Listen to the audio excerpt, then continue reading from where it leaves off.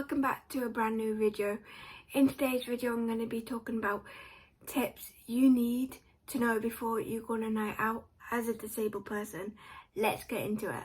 A little story time about myself before we get into it is I've got cerebral palsy, specifically left side hemiplegia. That means my whole left side is weaker than my right. And also I've got mild cerebral palsy. Keep that in mind because cerebral palsy is a spectrum. I've also got a learning disability. I've also got a heart condition and epilepsy. I've not had a seizure for many years. Before anyone asks, why are you going on a night out if you have epilepsy? But let's get into it. The first tip is a tip before you go out.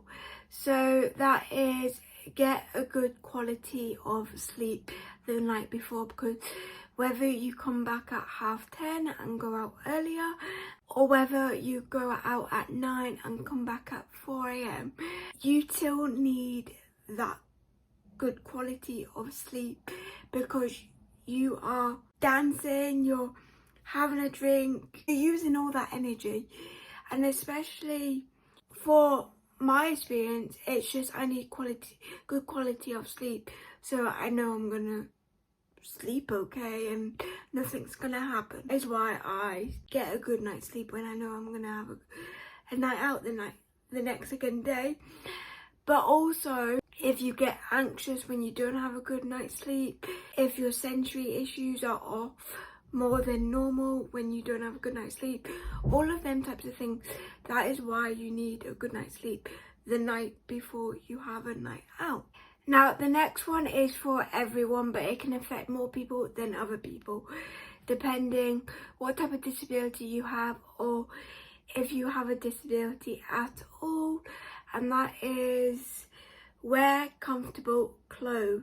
Now obviously you want to doll up, you want to dress up, you want to wear makeup, but for people who have sensory issues and have certain material that they don't like the feel of on their body, they want to feel comfortable on a night out, especially when you're dancing and you're jumping about and you're having drinks and you're probably in an environment with your friends or family that you've never been in before. So you want to feel as comfortable as possible. So dress up, wear a cute little outfit, but most importantly, make sure you're comfortable in the clothes you're wearing. Now, number 3 is pretty simple, but I'm going to go more in detail with it, and that is go with people you trust. Obviously, you would not go with people you don't trust, but what I mean by this, as a disabled person, I need to go with my group of friends, obviously, but like, if they don't know about my cerebral palsy, I need to explain to them that my left side is weaker than my right. So for example, this video, I will pop it here. My friend needed to hold my hand because I have balance issues because of my cerebral palsy, and there's most likely I could have fell over without someone holding my hand. So I needed to have full-on trust in my friend to help me have a good time. I don't know, like, you can still have a good time as a disabled person on a night out. It's just little things like that you need to tell people. By the way, my balance is a bit off, so if we do this, can you hold my hand for me? And whether you're like me and you need them to hold onto a specific side, because at first she held onto my left side and my balance was still a bit off. So I told her next time we do it, because I was doing it next time, next time we do it, can you hold into my right side because I have better balance? And I was jumping up and down the next time. I was jumping up and down the first time, but I felt more comfortable because I didn't feel like I was going to fall, even though you're jumping on a bench. Not saying you're going to do that every night out you go on, but it's things like that that you need to be aware of. Even if you go into that situation and you didn't expect that to happen, you need to, before you start having drinks, or even if you have had like 1 or 2 drinks, just let your friends know, by the way, can you hold my hand when we do this, because my balance is not that great. And you don't even need to be disabled. Some people just have balance. They're not really good with their balance.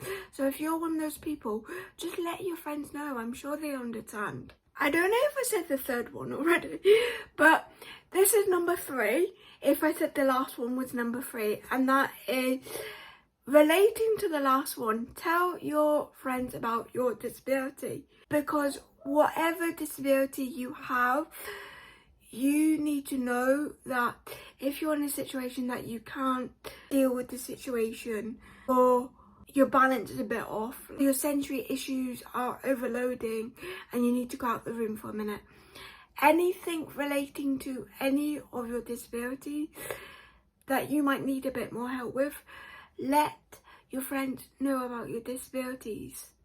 All of my friends know I've got cerebral palsy, and they know that my balance, I can fall over quite quickly, quite easily. So they can be there when I do have a little jerk. Even if I wasn't going to fall over, it's still like she hasn't got good balance. It relates back to having trust with your friends, but also you need to have the confidence to say to your friends, I've got this, by the way. Whether that's before you go into the club, just be like, oh, by the way, you know I told you about my cerebral palsy.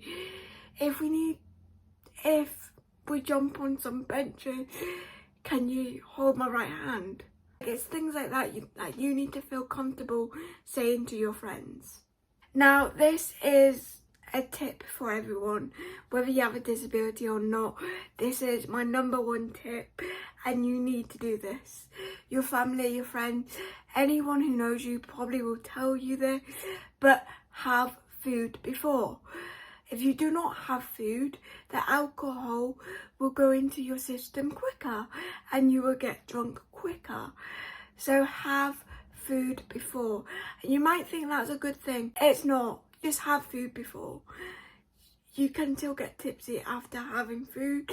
You can still get drunk, but having food before, don't get it as quickly. Now, I've never not had food before, so I never know the feeling how quickly I will get tipsy without having food. But everyone I've spoke to, whenever I've went on a night out with someone, they're like, have food, you need to have food. So have food. That's my number 1. Have food. And the last and final one, number 5, is know your limit. And if you do not know your limit, let your friends or family know. The people that you're going on a night out with, let them know. I've not went on that many nights out. I don't know my limit. I don't know if I'm a lightweight or if I can drink more than other people. Let them know. I know I'm a lightweight. So I let people know, and they know what shot or drink I could probably handle compared to other drinks. Like, they will literally tell me, no, you cannot handle that. You're not having that. And I'm fine by that. I would rather my friends tell me, no, you can't have that. Or you can try a bit of it, but I wouldn't recommend. It's like, I tried a drink called Venom on my last night out, and I liked it, but one of my friends were like, you're not having that. Two of them, you'll be on the floor. I'm like, okay, I'm not doing that then. But that's what I mean by know your limit, and if you don't know your limit, tell people you don't know your limit. Now, it really depends on who you can trust, again, because there's some people that can be like, yay, let's find out your limit then. But you also need to be careful when you have a disability. Because like I said, alcohol, well, one makes you go like, the only way I can explain it is adrenaline. So like when you go to a concert, you're feeling the music and you're like, yes. That feeling, I would say that's kind of what alcohol gives you when you have a couple of drinks, depending on your limit. So On top of the feeling of going to a concert, some people might feel overwhelmed at certain points. Some people might lose their balance because they're getting that excited. So related to that you need to know your limits. If not, tell your friends that you don't know your limits. But I hope you enjoyed this video, and let me know if you like the background. I quite like this setup. You're literally on my DJI tripod, and you're on my desk, and then I pulled down this blind, and that's all. And I've got the autofocus on. But except from that, let me know what you think in the comments. If you want me to film in the corner again.